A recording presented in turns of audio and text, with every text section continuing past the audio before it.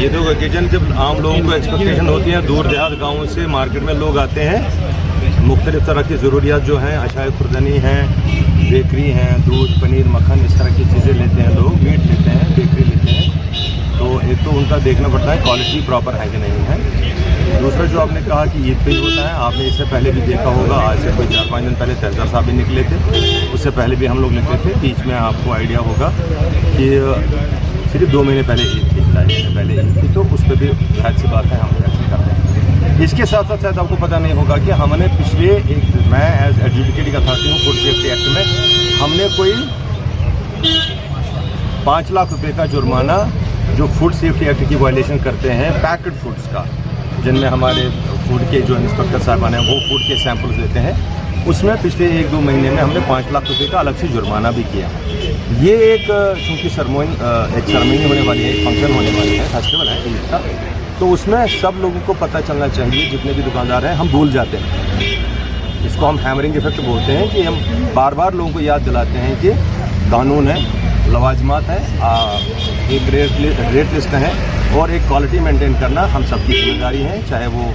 दूध वाला हो, चाहे वो मीट वाला हो, बेकरी वाला हो, या किराने वाला हो, या कोई और दूसरी तरह की अशाए खुर्दनी बेच रहा हो। तो हमारा ये काम है एडमिनिस्ट्रेशन का, बार बार जो वायलेशन होती हैं होती रहती हैं, आप भी देखते हैं, दूर देहात में भी होते हैं, हम वहाँ भी जाएंगे आज। तो हमारा मकसद ये रहता है कि हम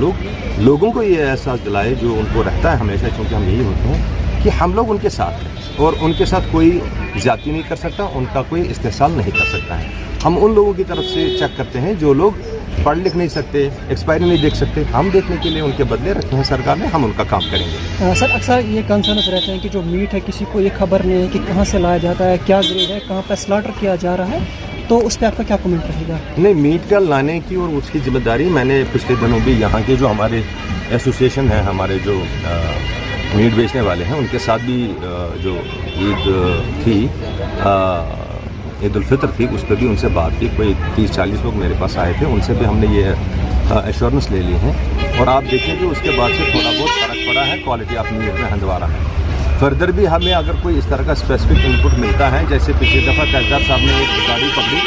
जिसमें माल तैयार था, बारामूला से आया था, कोई खाने पीने की चीज़ें थे, रिश्ता थे, कोई कबाब थे, उसका एक हमारा सैंपल लिया गया, हमने उस चीज़ की थी सैंपल लिया गया और सैंपल की रिपोर्ट आई है कि वो क्वालिटी मटेरियल था और वो गोश्त था। उसको नज़र में रखते हुए ये सिलसिला जारी रहेगा। लेकिन यहाँ का जो मीट है, अगर स्पेसिफिक कहीं पे शिकायत आती है किसी चीज़ की, वो हमारी नोटिस में लानी चाहिए। अदरवाइज मैं आपको यकीन दिलाता हूँ कि हमारे जो यहाँ के दुकानदार हैं वो कंप्लेंट्स देते हैं, वो हमारे साथ कोऑपरेट करते हैं। हाँ, ऐसा हो सकता है कि हम मौजूद नहीं हैं, आप मौजूद नहीं हैं, तो कोई कहीं इस्तेहसाल कर सकता है। लेकिन मैं सारे खरीदार साहिबान से, जितने हमारे लोग हैं जिनको घरों में खाना पीना ले जाना है ईद के सिलसिले में, बड़े त्यौहार हैं,